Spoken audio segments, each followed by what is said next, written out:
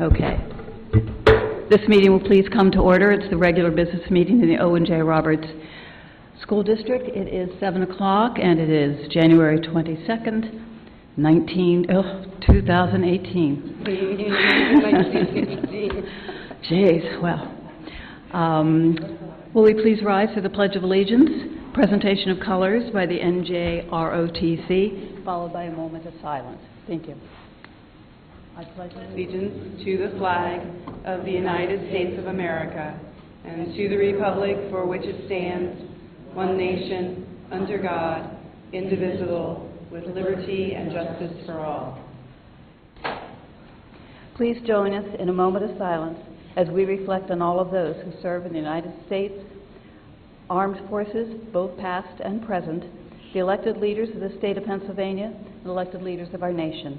We have much to be thankful for in our community. Thank you. Please post the colors.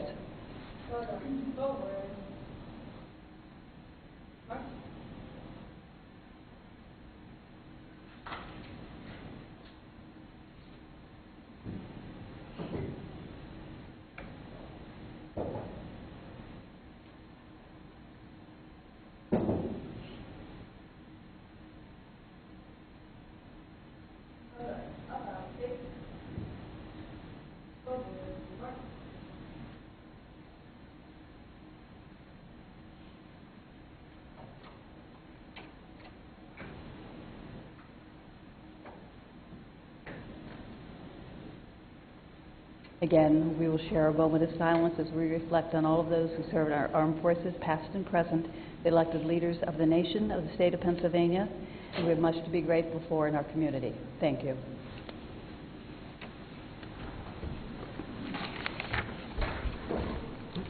Thanks. We have executive session announcement. Monday, December 11th at 6 p.m. in the Administration Building Boardroom for a board workshop. Wednesday, December 20th, 2017 at 6 p.m. in the Administration Building Boardroom for a board workshop. Monday, January 16th, 2018 at 5:45 p.m. in the North Coventry Elementary School Library to discuss personal matters. Monday, January 22nd, 2018 at 6 p.m. in the High School Library to discuss personnel matters. Monday, January 22nd, 2018, immediately following this board meeting in the High School Library to discuss personnel matters. Item 4, Superintendent's Report. Student Government Executive Council President's Report by Lucas Gray. Good evening. It's been a while. Thank you. At the high school, 12 Science National Honor Society students evaluated projects at East Vincent Science Fair on Wednesday, January 10th. Information can be found on the OJR blog.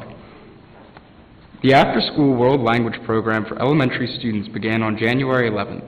For 8 weeks, more than 140 students from all 5 elementary schools are bused to the high school to learn either French, German, Latin, or Spanish from upper-level language students guided by their teachers.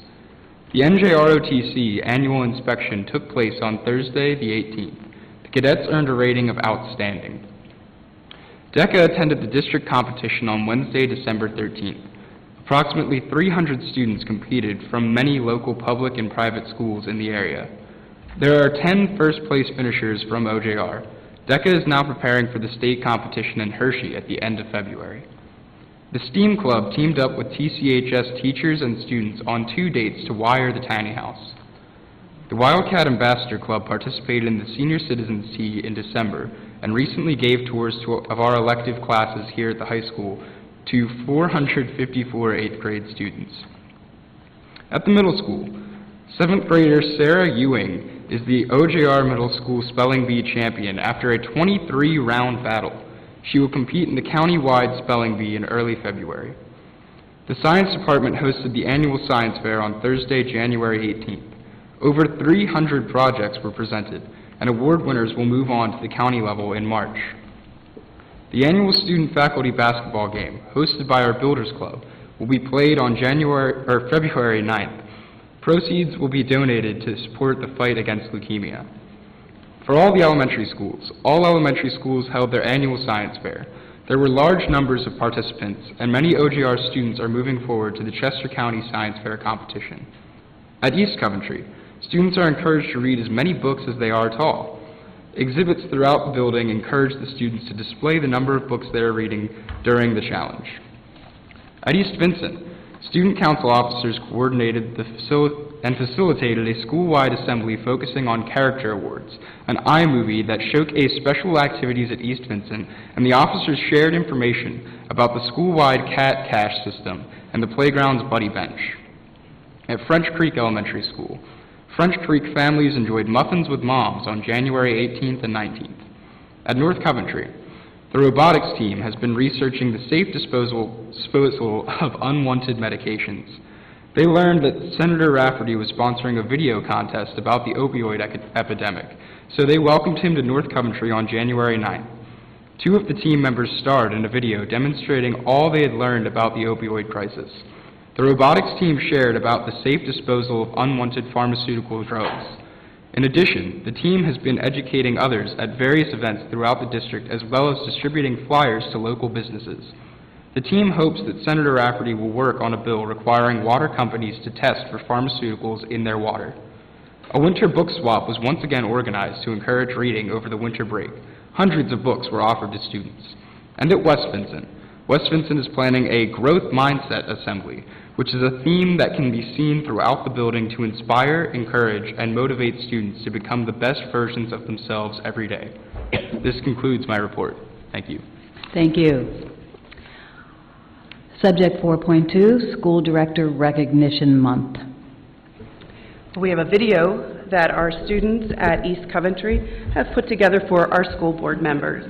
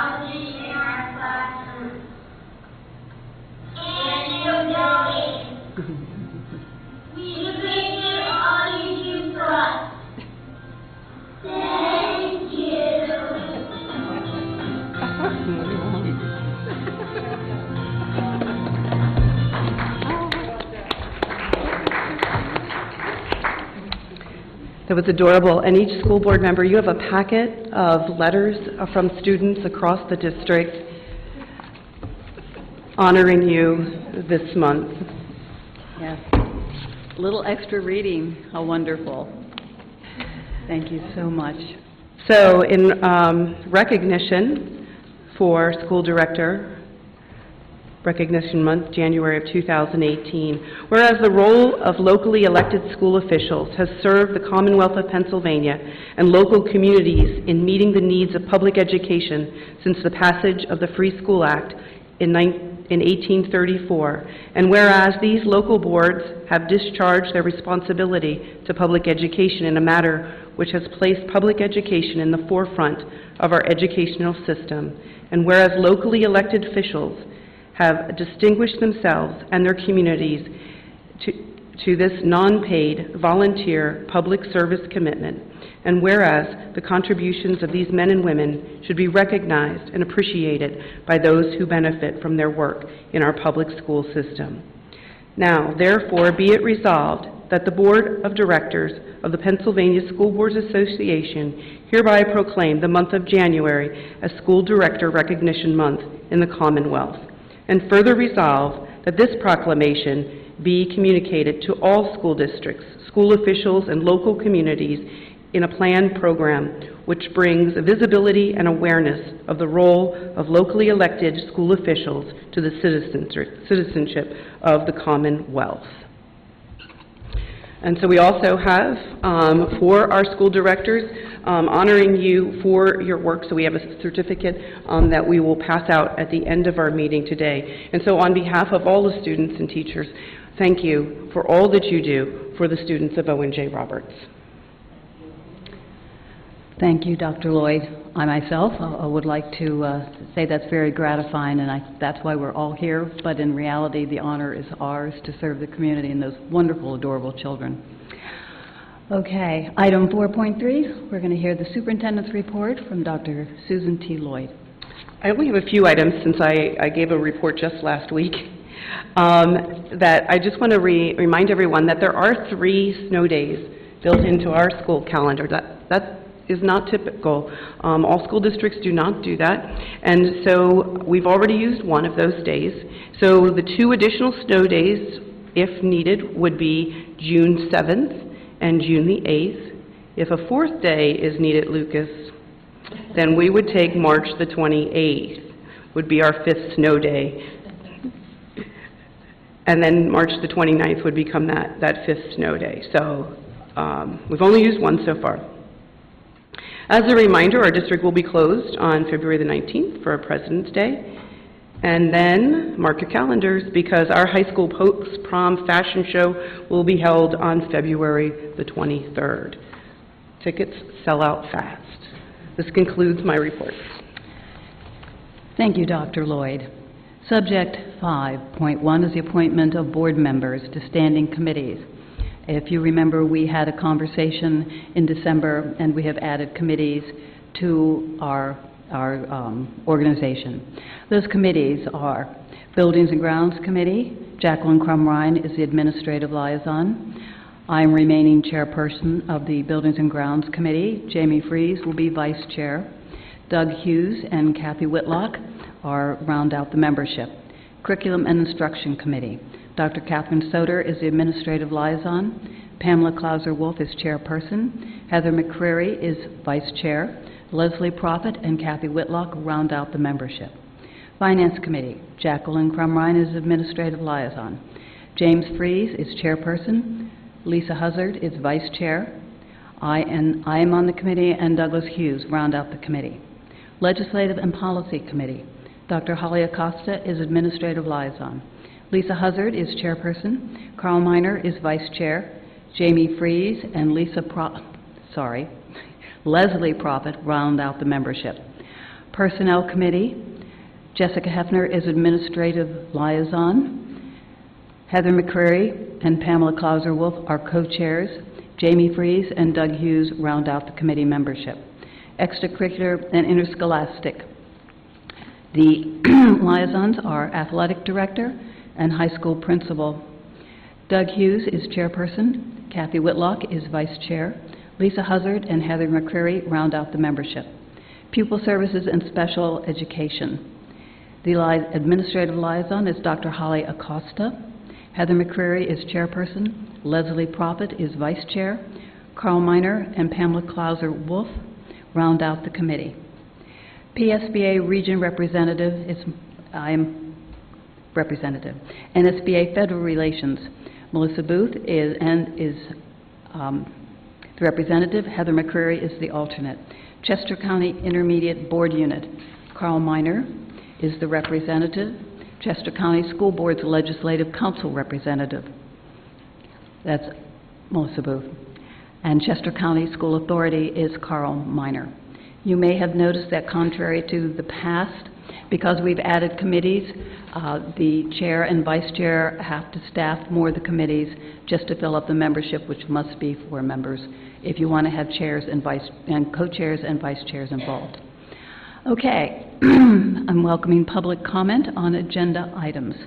Information, proposals, and statements from individuals or delegations pertaining to items on the agenda. Speakers are to indicate your name, township of residence, and the items on the agenda to which your comments are addressed. Speakers will be limited to not more than 3 minutes. Thank you. My name is Lisa Deal. I'm from Warwick Township. I am here to address the Curriculum Committee. I am going to read directly from your May 8th, 2017 Cal meeting minutes, which state, based on recent conversations with committee members and parents, calculation of the current high school GPA 4.0 has been a concern.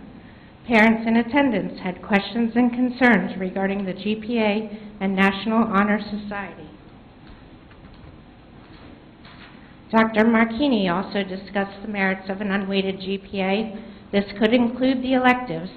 Discussions will begin and will continue through the summer. It needs to be looked at holistically, and an update will be given to the board. This has never been done. This was said in a public meeting, that we will look at this holistically and an update will be given. What happened was a patch for the GPA conversions because the program of studies has now come out.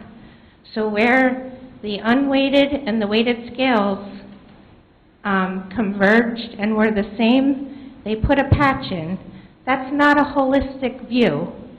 In fact, now I can take an unweighted class and get a B and get a higher GPA conversion than getting a B in a weighted class. For example, if I get an 89 in an unweighted class, it's converted as a 3.7.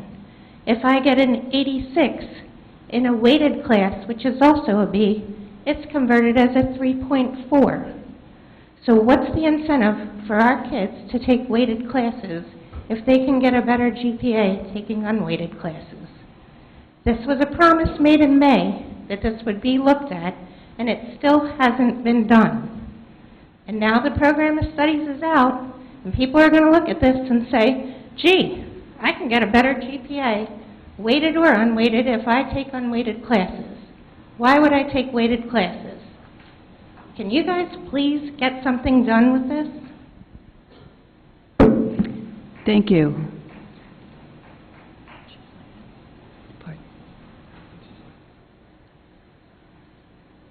Excuse me, did you sign in? Yes, I did. Okay, thank you. All right, item 7.1, Committee of the Whole. We will now have board committee reports. Buildings and Grounds. I will keep it short since we now have more committees. Buildings and Grounds Committee last met October 2nd, 2017. 3 items were on the agenda at the time. The Route 23 in Coventryville intersection safety question. M&M Architects were on hand to provide updates of item 2, the EVES, East Vincent Elementary School Facilities Upgrade Project, and item number 3, East Coventry Elementary School Facilities Upgrade Project. The following is simply activity at the moment. East Vincent Township awarded the district the Certificate of Use and Occupancy, signed, sealed, and delivered 12/29/2017. We're working with contractors to close out any remaining issues on this project. Tonight, under new business, we'll have 3 change orders for a variety of purposes relating to the East Vincent Facilities Project. And we are anxious to close this project out, as I said before. And despite the bitter cold and occasional snowfall, the building at East Coventry Elementary School Facility Project is watertight with continuous work ongoing inside and out. Arrangements have been made with PECO to run the gas line to the new structure, and utilities will run to the new building by the end of February, beginning of March. Please continue checking the O&J Roberts District website, as well as East Coventry's very own Facebook page for continuing coverage. Also under new business, under item 14.14, there are 4 East Coventry Elementary School change orders for a variety of purposes. Both projects remain within budget. The committee continues working towards accomplishing the recently set 2018 Buildings and Grounds goals. Buildings and Grounds Committee will next meet March 5th, 2018. Okay, that is Buildings and Grounds report. Now, 7.3, Mr. Minor. Thank you. On Wednesday, January 17th, I attended meetings of the Chester County School Authority and the Chester County Intermediate Unit boards. The Chester County School Authority, which I will admit I did not know what it was until I was appointed to it, they have a separate board because Pennsylvania law prohibits intermediate units from owning their own schools. They can own other buildings, but not the actual schools. So there's a separate board that's put together simply to manage that property, and apparently there are only 3 counties in Pennsylvania that actually have that. The primary topic of discussion for the school authority was a plan to offer a portion of their Pickering campus land for sale to a developer in order to raise about $4.5 million in IU capital funds. Authorization to proceed with the sale, subject to local municipal approval, was granted by the board of directors and supported by me. There were several public comments in general opposition to the sale, and those comments are going to be taken to the zoning, local zoning boards, because that's where the ultimate decision's going to be made, whether it's successful. At the CCIU board meeting, senior CCIU administrators provided a confidential review of current litigation involving the IU in 2 cases of these, and that's done on a regular basis for their board. They also reviewed their annual facilities and capital upkeep and improvement plans, and these plans were presented and approved by the board of directors. The result of a recent survey of IU stakeholders was reviewed by the board, reviewed with the board. The results were generally very favorable, but there was some weaker response coming in the areas of perception of the cost effectiveness of their programs and awareness of available programs to school districts, and that's something that they are committed to working on, and I imagine that involves speaking with us as well. IU administration also reviewed its continuing work to reach the goal of identifying efficiencies to allow a 1% savings in their budget, which does not seem like a lot, but it's a $250 million budget, so it will ultimately be substantial. I'm also going to be scheduling some tours of several IU locations for myself, mostly to receive a more comprehensive orientation about the IU and its programs and services, and if any on the board would like to join me, I'll make sure that I pass those dates and times around. And if you can't join me but would like me to focus on any particular areas that you think are important to our district, please just let me know. And I'd welcome the public to do the same if they're interested in what the IU does. And that concludes my report to the board. Thank you. Thank you, Mr. Minor. Next, item 7.4, Curriculum and Instruction Committee. Mrs. Wolf. The Curriculum Committee met as part of the Committee of the Whole, and that was January 16th, where we had 2 items. The first item addressed the Title I program. Dr. Monahan and Ms. Seeley, the principal of East Vincent, discussed that we now have 3 elementary schools who qualify for Title I funding. And the Title I funding is determined by those who participate in free or reduced lunch programs. If the free or reduced lunch programs at the school is higher than the district average, which is 18%, then they qualify for Title I funding. The other 2 elementaries that are not identified as Title I are also provided look-alike programs, so therefore we give equitable curriculum. East Vincent qualifies because we had redistricting, and therefore a new team of teachers is assigned and they work with the East Vincent children.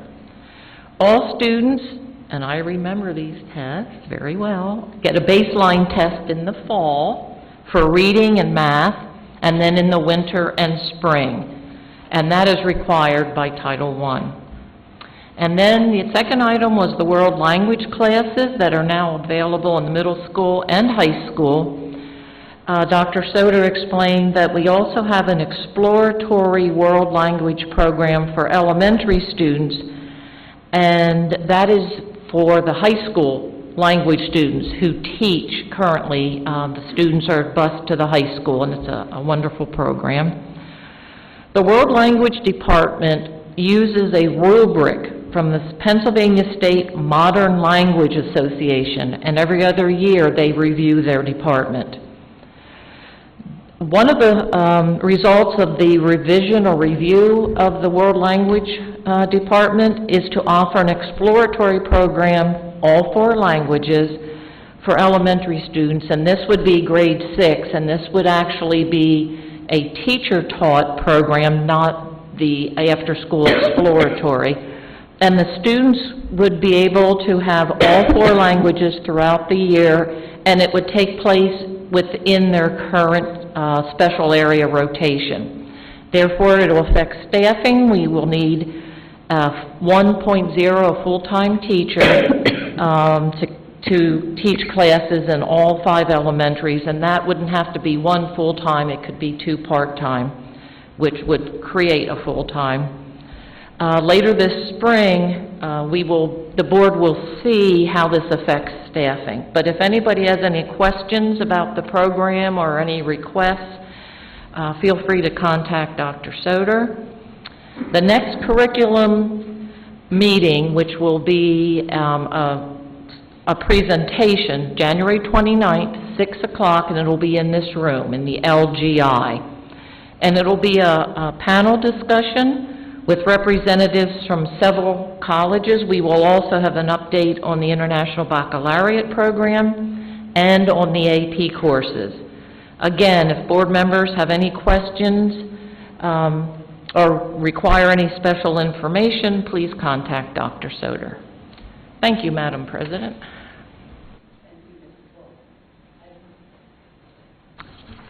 She'll keep me straight. Extracurricular and interscholastic committee report. I'm sorry at the moment. Having a little trouble. Mr. Hughes. Thank you, Mrs. Booth. The last extracurricular and interscholastic committee meeting was in 2013, so it's been a while. No report, but we will be rescheduling one shortly and working with our administrative liaisons to set up a future meeting. Thank you, Mr. Hughes. Item 7.7, Legislative and Policy Committee. Mrs. Huzzard? Skip the Finance Committee. I do this. It's terrible. 7.6, Finance Committee. Mr. Freeze. I'm sorry about my voice. Thank you, Madam President. The Finance Committee was part of the Committee of the Whole. We had 2 items that evening. The first item was 4 representatives were here from RBC, along with PFM, to discuss our 5th step of our general obligation refunding. There are 3 items tonight that are actually going to be on for voting. Item 1411, which is the approval of resolution authorizing the proposed preliminary budget display, advertising, and authorizing referendum exceptions. That was the second part of the Committee of the Whole, where we discussed the pre-preliminary budget along with the time frame, and that was open to, and every board member received a copy of that. Item 14.2 tonight is the approval of the parameter resolution, which is authorizing the 5th step of 5 of our general obligation plan. Cumulative, so far, it's right around $4.5 million the school has saved. This is a very good thing for us as a community. The 2 representatives are here tonight. Prior to voting, if any board members have any questions during that time frame. And the last item, which is on tonight, is 14.13, which is the award of various bids through the Chester County Immediate Unit Joint Purchasing Agreement. This includes items such as diesel fuel, fuel for our school buses, janitorial supplies, curriculum supplies such as sheet music, library supplies, instructional materials, and many other items which have been competitively bid on a countywide basis. That concludes my report tonight, Madam President. I'm sorry about my voice again. Thank you.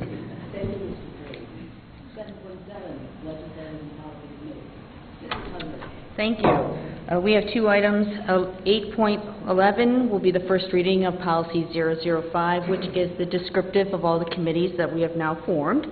And 8.12 is the school year calendar for 2018-19. Our next meeting will be held on February 5th at 6 o'clock in the Administration Building, where we will continue to devise our schedule to go through all of the policy reviews, as well as we have several policies that need reviewing through the Pennsylvania School Board. That is the end of my report. Thank you, Mrs. Huzzard. Item 7.8, turning pages. Personnel Committee. We do have co-chairs. Mrs. McCreary is going to, Mrs. Hampton, Heather McCreary Hampton, is going to give a report. The last Personnel Committee meeting was held during the November 6, 2017 Committee of the Whole, and there was a PowerPoint presented at that time on some of the committee goals, which included examining the evaluation instrument and process for coaches and activity sponsors, evaluating our substitute teacher service provider and providing recommendations, and providing professional development to administrative staff, professional staff, and paraprofessional staff. There has been other committee activity in terms of we're still actively working on setting goals for ourselves, which also include the staffing outlook for 2018 to 19 school year. And we have also participated in interviewing for the North Coventry principal and have also been examining the new athletic director, which job description went out not too long ago. The committee also heard reports from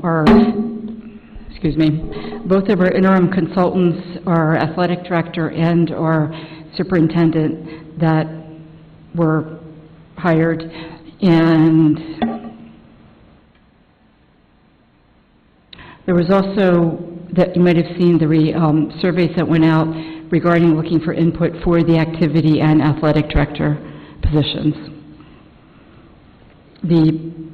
The committee also participated, as did the board, with goal-setting training, a workshop on that, which was also presented to members of the district. Thank you. 7.9, Pupil Services and Special Education Committee. That is a new committee chaired by myself and Ms. Prophet, and we are still in the process of setting goals for that. We hope to have a report for that come the February 12th Cal meeting. Thank you. Item 8, recommended routine matters. 8.1, motion to approve recommended routine matters. Consent items 8.2 through 8.12. Mrs. Wolf moved. Mrs. Huzzard, second. Is there discussion? No. May I have a vote?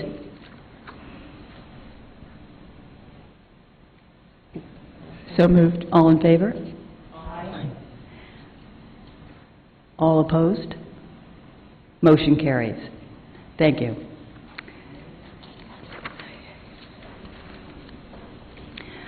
Item 8.3, acknowledge receipt of reconciliation of the investment accounts.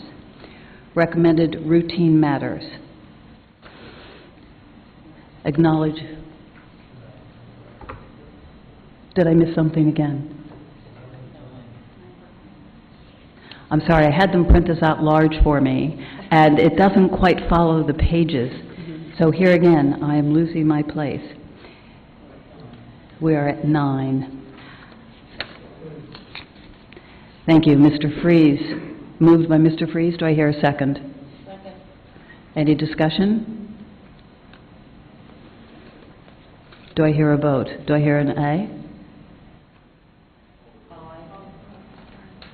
Do I hear any nays? Motion carried. Thank you. Item, this goes on the page. Yes, I do. 10.1, board communication. There are no communications, Madam President. Thank you. Item 11.1, board discussion. Thank you. Item 12, 12.1, old business. 13.1, motion to approve personnel matters, consent items 13.2 through 13.9. Mrs. Wolf moved, Mr. Hughes second. Any discussion? Do I hear ayes? Do I hear nays? Motion moved. Thank you. Yes. Item 14.1, approval of the reaffirmation of local board procedures, board governance standards, and code of conduct. Mrs. Wolf moved. Mrs. Hazard second. Any comment? Any discussion? Do I hear an aye? Nays? Motion moved. Thank you. Item 14.2, approval to grant administrative permission to apply for state, federal, and local grants for the 2018-19 fiscal year.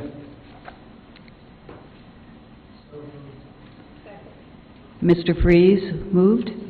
Mrs. Whitlock, second. Any discussion? Do I hear the ayes? Aye. Nay? Motion carried. Thank you. Item 14.3, approval to request PDE Act 80 approval for the 2017-18 school year. So moved. Mrs. Wolf moved. Do I hear a second? Second. Heather, Mrs. McCreary, never quite sure. Do you want to be called Mrs. McCreary Hampton at this moment? I'm never quite sure, sorry. McCreary is good. Okay. Heather McCreary. Ms. McCreary. All right, thank you. Discussion. Vote, do I hear ayes? Aye. Nays? Motion carries. Thank you. Item 14.4, approval of school board and committee meeting dates. So moved. Second. Mrs. Hazard moved. Mrs. Whitlock second. Discussion. Do I hear ayes? Aye. Nays? So moved. Thank you. All right. Item 14.5, approval of out-of-state overnight student trips. So moved. Mrs. Wolf moved. Do I hear a second? Second. Mrs. Hazard second. Discussion. Do I hear ayes? Aye. Nay? So moved. Thank you. Item 14.6, approval of student activity clubs and organizations.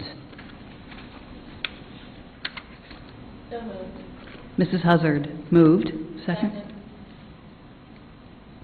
Mrs. Wolf? Okay.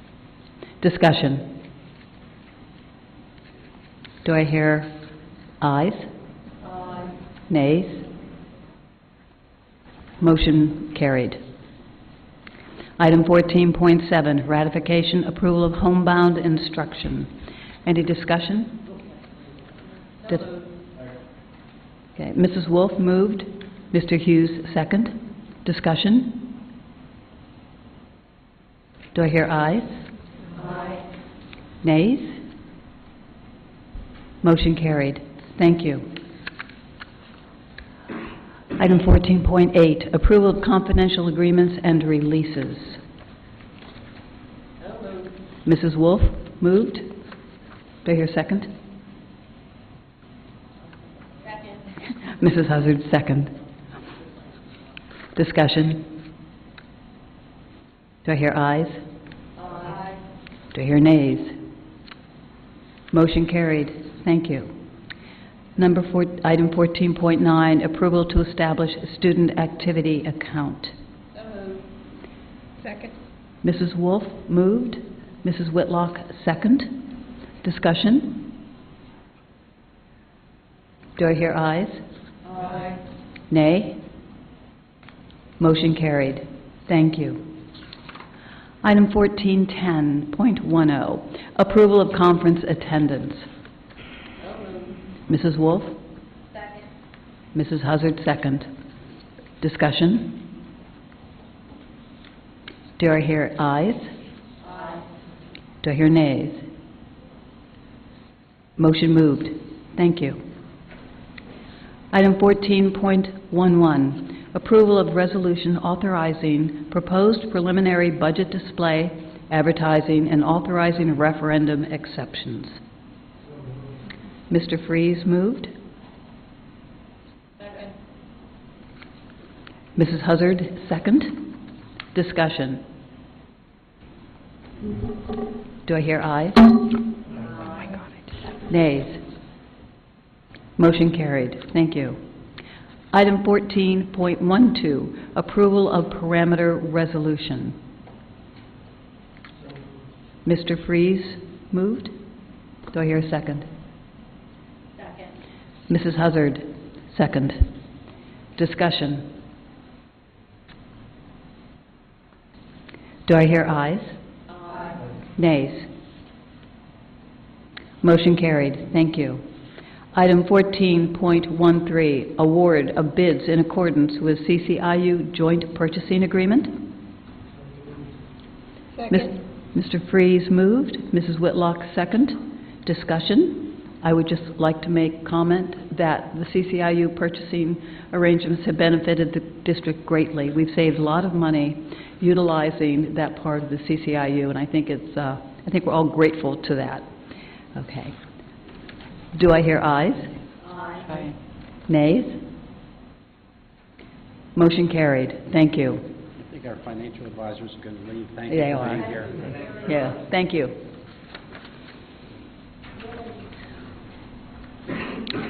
Let's see. Item 14.14, ratification approval of construction change orders. Mrs. Wolf moved. Second. I probably can't do that, but I'm on the committee, so I jumped in. Okay. All right. Discussion. Am I correct that anything that's in parentheses in red is good? Yes. Oh, then it's very good. Yes. Thank you, Buildings and Grounds and Finance. Do I hear ayes? Aye. Do I hear nays? Motion carried. Thank you. Let me turn my page here. We'll get there. Item 14.14, ratification of professional service maintenance agreement. Do I hear a motion? Second. Mrs. Hazard moved. Mrs. Wolf, second. Discussion. Do I hear ayes? Aye. Do I hear nays? Motion carried. Thank you. Item 15.1, public comment. Information, proposals, statements, and/or questions from individuals or delegations pertaining to any item. Speakers are to indicate their name and township of residence. Speakers will be limited to not more than 3 minutes. Thank you.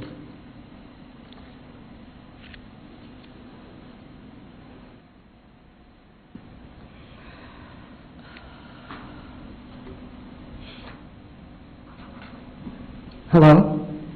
Good evening. Good Madam evening. President, members of the board, new presidents of the board, members of the board, and Dr. Lloyd, and new president, yes.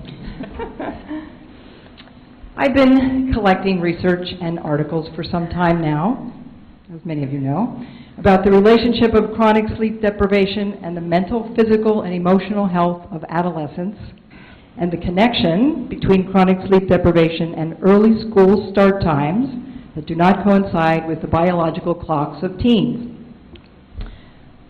I printed a sampling of these articles right here, just from this past month or so.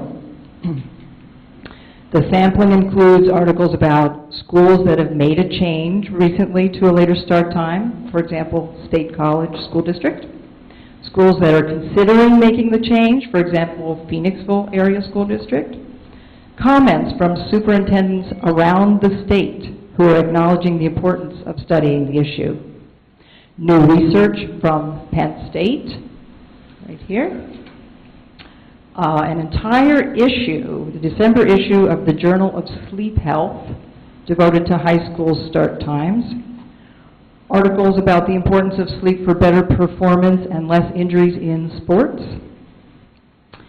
even a report from a transportation group called School Bus Consultants, which discusses the issue and acknowledges it as a trend.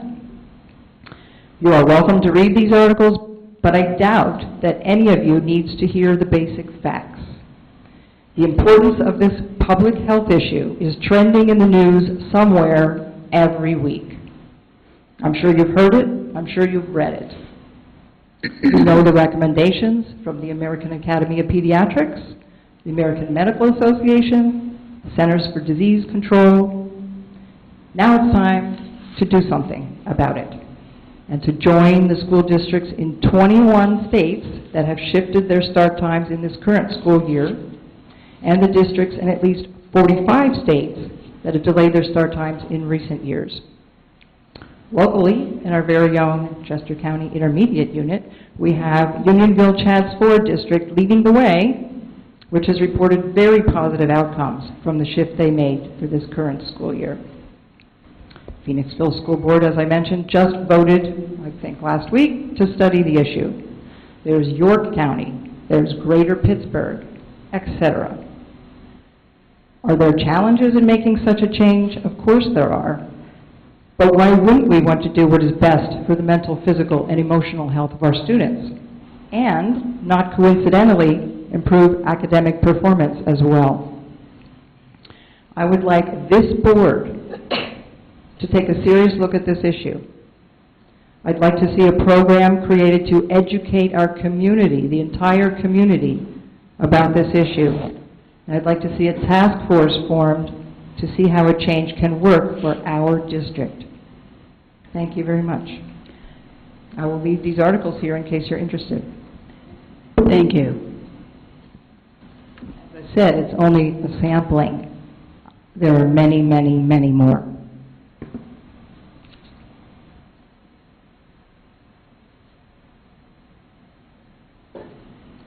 Good evening. Good My name evening. is Paula Terrell, and I am a resident of North Coventry Township. I graduated from high school from Hatboro Horsham in Montgomery County. The reason I point out my high school is because to this day I remain loyal and committed to them. After all, had it not been for my teachers, coaches, and schoolmates, I wouldn't be the person I am today. I have great loyalty for Hatboro Horsham.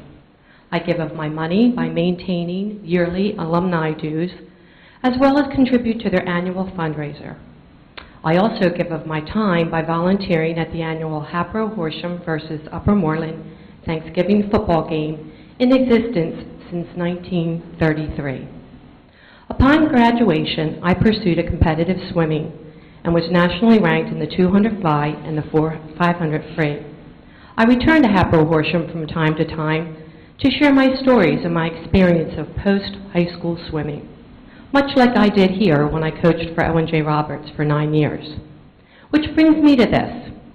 I'm saddened to see that this administration, that after 3 years, has chosen to terminate the recent long-standing courtesy afforded to alumni athletes to visit and train with their OJR teammates, nurturing leadership and legacies.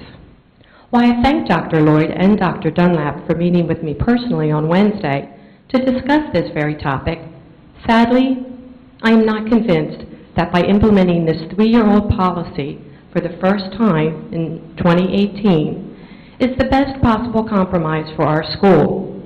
I'm guessing it's policy 916 volunteers because that's the only place I could find clearances needed for volunteers.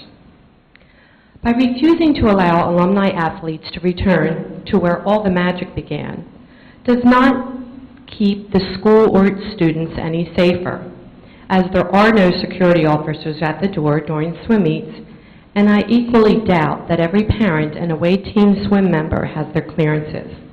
Instead, I believe that this policy sends a discouraging message that OJR athletic alumni are no longer welcome here.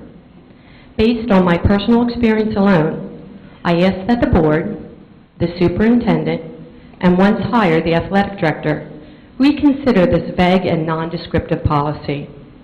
Refusing alumni athletes to return is bad for the school, its teachers, coaches, and especially the inspiring young athletes in our district who knew them when. Loyalty paid off for Hapro Horsham. Wouldn't you like to say the same thing about Owen J. Roberts? Because isn't one of the greatest things about high school all our memories? Thank you. I do have a question. I did not get down the policy number you were looking at. The policy number that I found online was 916 under volunteers, and that policy strictly includes volunteers. It does not refer to young athletes and or former students at the school. But more importantly is the 3-year delay that also hinders my opinion of this. Since I've coached with this high school and since my children began here, there never had been a policy that swimmers could not come back and swim with the athletes. The policy was put in place 3 years ago, which I'm assuming, again, assuming is policy 916, because I couldn't find the policy anywhere else. And Dr. Dunlap did provide me with what that policy is. So I'm assuming, based on everything I read under board docs, that it's 916. If I'm incorrect, I totally welcome anyone where I can find this policy that Dr. Marchini had sent out. I'd really appreciate that. But more importantly, it's about the legacies we leave behind. And we have a lot of O&J graduates here who are NC2A champs with an Olympic qualifier, Patrick Sharp, who took 3rd place in swimming, and I can only speak to swimming, no other sport. But I'm saying that the message that was sent to these athletes is loud and clear that they're no longer welcome, and I don't think that's the reputation O&J should have, because after all, 40 years later, I still go back to Hapro Horsham, and we still talk about our championship relay. And I think that's what I'd like to see happen here. So thank you for your time. Thank you.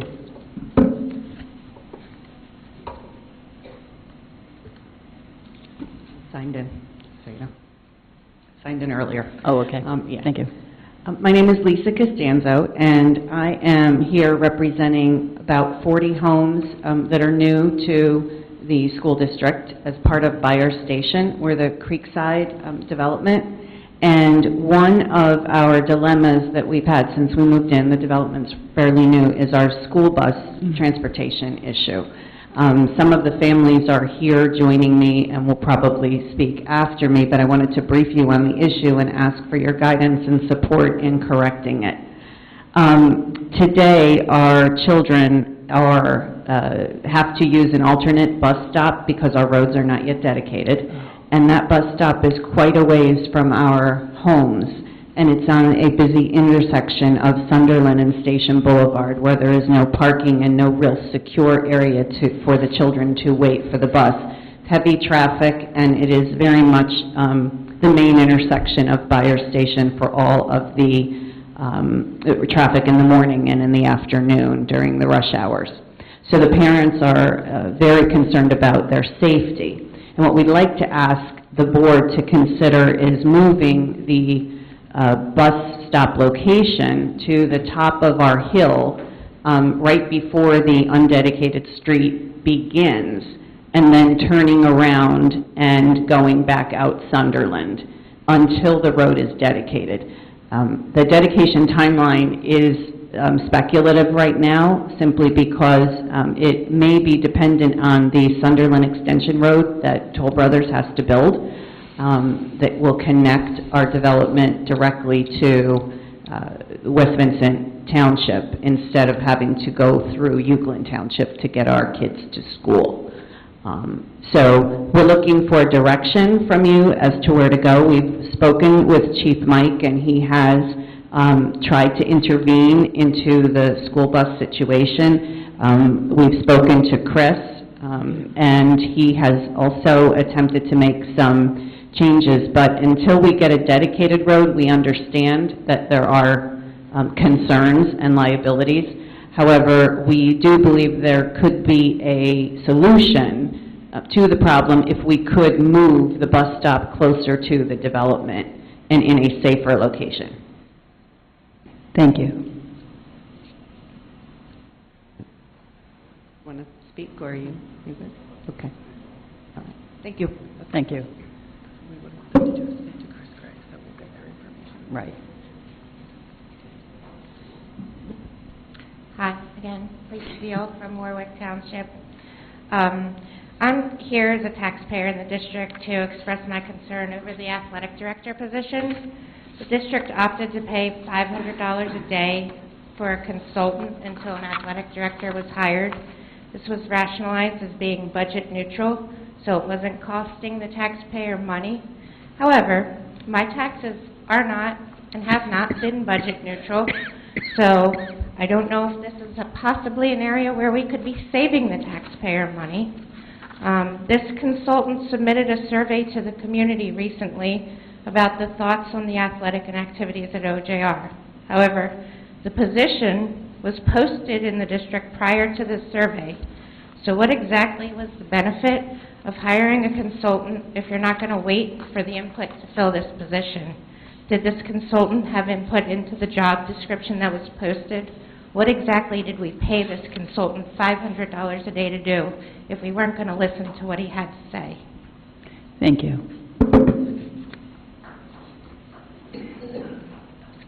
Hi, my name is Srikanth, and I'm coming from the same community as Creekside.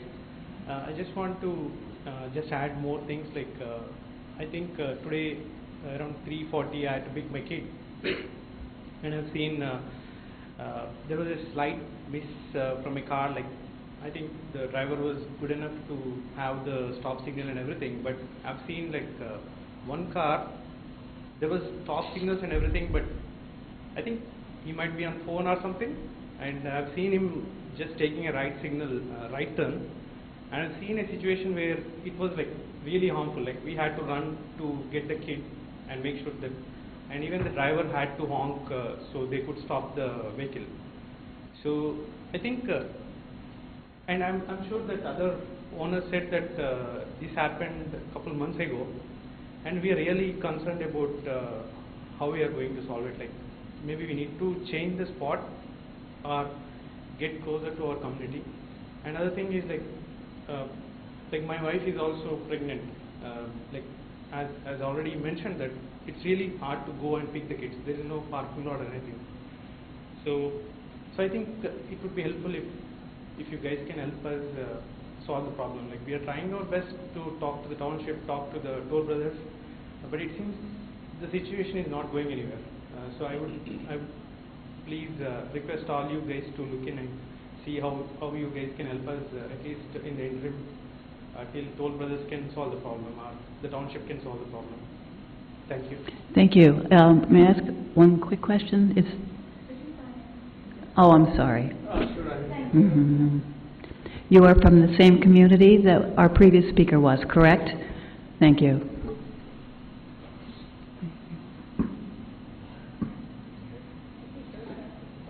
No.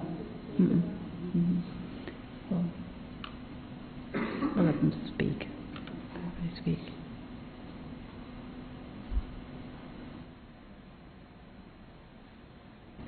Yes, please sign in.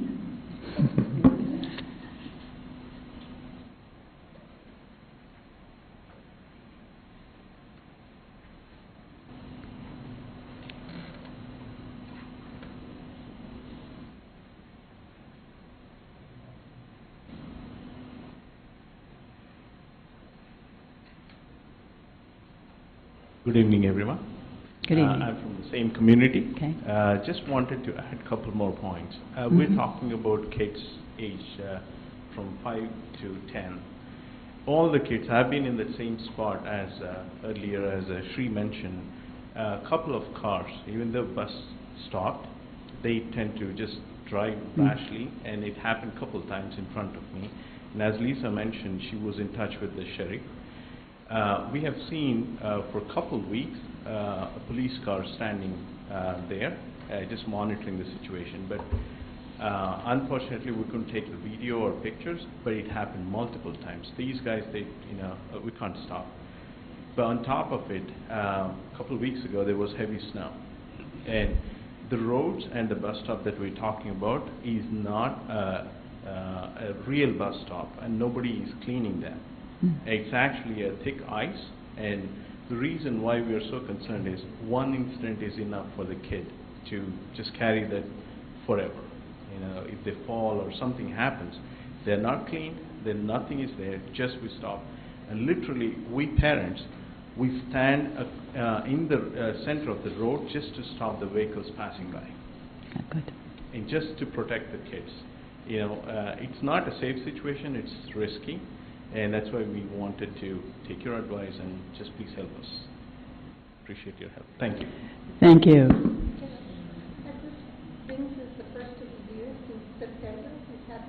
Yes. We have, I think, Lisa, who is representing our community. She was in touch with the other association as well as Sharif and Toll Brothers. We tried our best to resolve the issue. Unfortunately, no. I'll give it to Lisa. Yes, thanks for asking. One of the things that we've been working on with both the township, the police, the builder, and Euclid is trying to get the bus to come down Sunderland and stop at the top of our hill, pick up our kids, turn around, and drive out. And they've been reluctant to do that. And we're actually not clear why the bus can't just use the streets in Buyer Station, turn around, and leave. Instead, seems to be a non-reluctance to allow the kids to be in a situation where they're in the middle of rush hour traffic. And literally, it's rush hour traffic. In that corner, if you drive by, there is a four-way stop sign that everyone basically cruises through just to get to the light because the traffic's so bad. And I've seen the parents standing there. My kids are in college, but these guys wait there with their kids and hope that the traffic actually stops for the red lights on the bus. May I just ask one clarifying question? Yes. Is the bus stop and the roadway that you want the bus to travel on in Euclid Township, not West Vincent Township? Yes. Okay, thank you.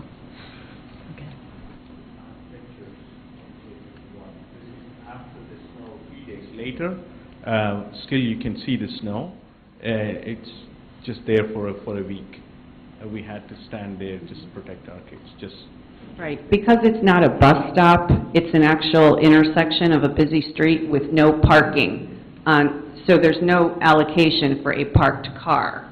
The bus stops in the middle of the street versus on typical bus stops, the parents can pull the car to the side, the traffic can still pass, and the school bus can put its lights on. On Sunderland and Station, there is no ability to park a car. It's not allowed. May I ask one question? Sure. Another clarifying question. This road is part of Euclid Township, and they are not maintaining it because it has not been dedicated? No. There's two pieces. The road that the school bus stops on is a dedicated public road in Euclid Township. Okay. It is maintained for two-way traffic, not for parking or school bus stops. So, for example, when the snowplow plows the snow, it plows it on the sides of the road, and the kids can't get onto the bus unless they walk onto the road. The undedicated road is in our township. And the school bus, from our understanding, is not allowed to come into the undedicated road. Now, I'll submit to you that our undedicated road is much safer. It is paved, it is clean, there's no equipment. It's completely safe for bus traffic, whereas the dedicated road that's a major intersection is going to likely have a tragedy occur. So the second option, and we didn't bring it up, but I will since you asked about the dedication, is to actually make an exception to come onto the dedicated road and get the kids, because it is safer. And I would ask that you just take a ride, I mean, and see for yourselves, if you're out and about, kind of loop around our circle and see that there are no hazards. Can I ask how many children are on the bus? We have 40 families, and we have close to 20 children. Some are not yet in kindergarten, so they're up and coming, but I think it's around 15 to 17 kids. Thank you. It's time now for, it's 16.1. Thank you. Oh, is there someone else? Thanks so much. Yes, you're welcome. Anyone else? 16.1, board request for information. I would like to request from Mrs. Crumrine that you get together with Chris Gray and these people, and we get this ironed out. We certainly don't want our children to be in an unsafe predicament as far as getting on and off our buses. So thank you for coming forward. I don't think any of us were aware that the situation was as severe as it is, and we will work on it. Thank you. Any other board requests for information? Mrs. Booth, I do not have a request for information. I just wanted to ask that we all keep the Lewis family in our thoughts and prayers. Mr. Lewis was at a lot of our kids' games. Yeah, this is true. All right. Thank you. Just make it, it's not necessarily a proper place, I guess, but we have a child in the middle school who is suffering from their second bout of leukemia, and we had an opportunity about a year or two ago to utilize what we like to call an iPad on a stick that roams the corridors and takes the child who cannot be in the classroom, whether at home confined or in a CHOP at this moment confined, and we have been able to reinstitute use of the iPad on a stick, and that young person now has the ability to deal with their problem at CHOP Hospital and watch her compatriots in her school and basically participate.